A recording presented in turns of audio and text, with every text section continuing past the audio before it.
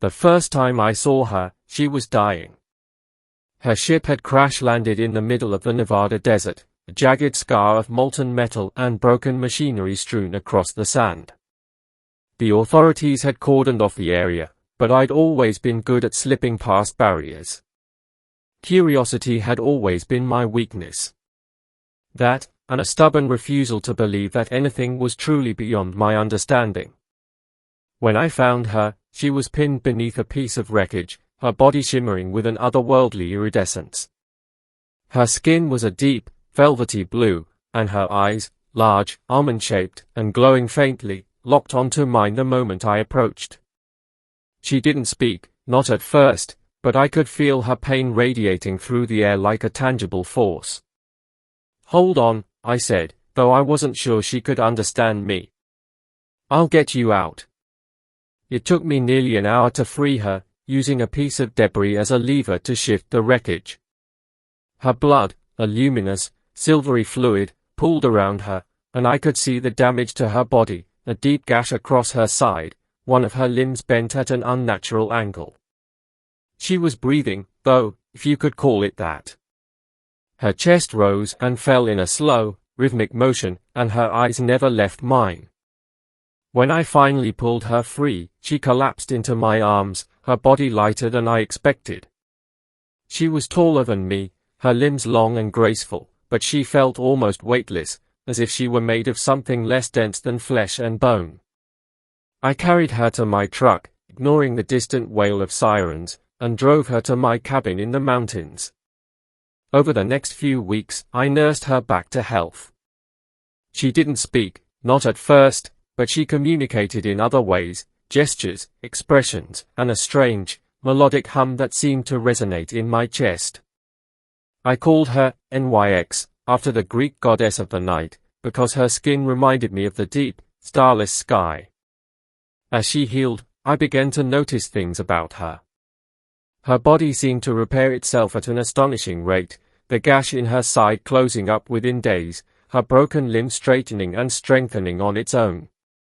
She didn't eat, not in the way I understood it, but she would occasionally sip at a glass of water, her long, delicate fingers curling around the cup as if it were a precious artifact. One night, as we sat by the fire, she finally spoke. "Thank you," she said, her voice low and melodic, each word carefully enunciated. "You saved me." I stared at her, stunned. "You can talk?" She nodded, her glowing eyes fixed on mine. "I have learned your language. It is complex, but beautiful." I laughed, a little nervously. "Well, that's one way to put it. What's your name?" She hesitated, then said, "You may call me NYX. It is fitting." I raised an eyebrow. "You've been listening to me, huh?" She tilted her head, a gesture I'd come to recognize as her version of a smile. "You are kind, human. I will repay you for saving me." I waved her off. "You don't owe me anything. I just did what anyone would have done." Her expression grew serious, her glowing eyes narrowing slightly. "No? Not anyone. You are different." I didn't know what to say to that, so I just shrugged and tossed another log on the fire. As the weeks turned into months, NYX grew stronger, and I began to learn more about her. She was a queen, she told me, the leader of her people, a species called the Veloni.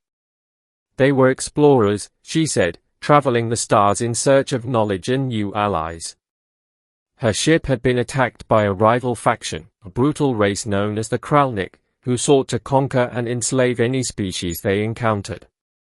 "They are a plague," she said, her voice tinged with anger.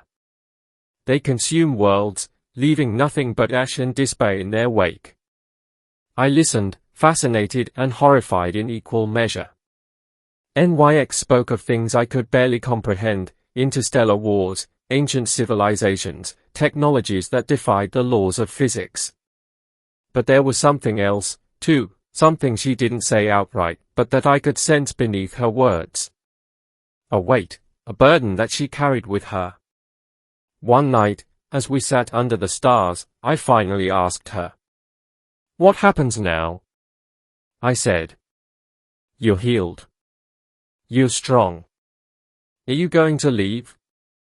She was silent for a long time, her eyes fixed on the horizon. Then she turned to me, her expression unreadable. "I must return to my people," she said. "But I will not forget what you have done for me. I will repay you, human. I swear it." I shook my head. "You don't have to." "I do," she interrupted, her voice firm. "You saved my life. In my culture, such a debt cannot go unpaid." I didn't argue. There was something in her tone, something final, that told me this wasn't up for debate. The day she left was bittersweet. She stood at the edge of the forest, her body glowing faintly in the early morning light. A ship, smaller than the one she'd crashed in, but no less impressive, hovered silently above the trees, waiting for her. "Goodbye, human," she said, her voice soft. "I will return." I nodded, trying to ignore the lump in my throat. "Take care of yourself, NYX." She reached out, her hand brushing against mine, and for a moment, I felt a strange warmth spread through me, as if her touch had ignited something deep inside. Then she turned and walked toward the ship, her figure disappearing into the light. Years passed, and life went on. I thought about NYX often, wondering if she'd made it back to her people, if she was safe. I never told anyone about her, not even my closest friends. Who would believe me anyway? Then, one night, she returned. I was sitting on the porch, staring up at the stars, when I saw it, a flash of light, a streak across the sky. At first, I thought it was a shooting star, but then it grew brighter, closer, until it landed in the clearing behind my cabin. I ran to meet her, my heart pounding in my chest. She stepped out of the ship, her body glowing with the same iridescent light I remembered. But she wasn't alone.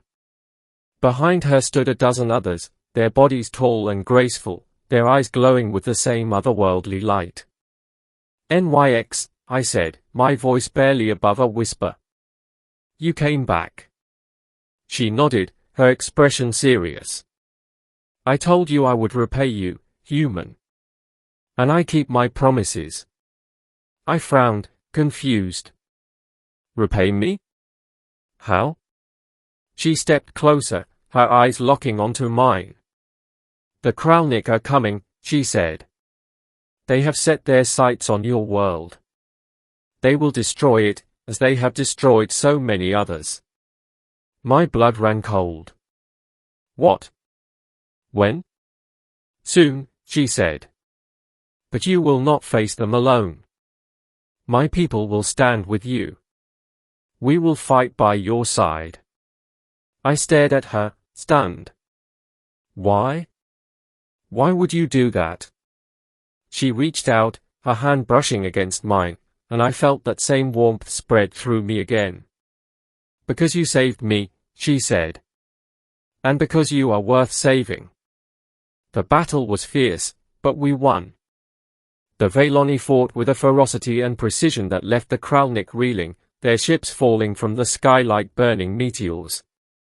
NYX was at the forefront, her body glowing like a beacon, her voice ringing out across the battlefield. When it was over, she came to me one last time. "It is done," she said. "Your world is safe." I nodded, still trying to process everything that had happened. "Thank you," I said. "I don't know how to." She silenced me with a gesture. "You owe me nothing," she said. "The debt is repaid."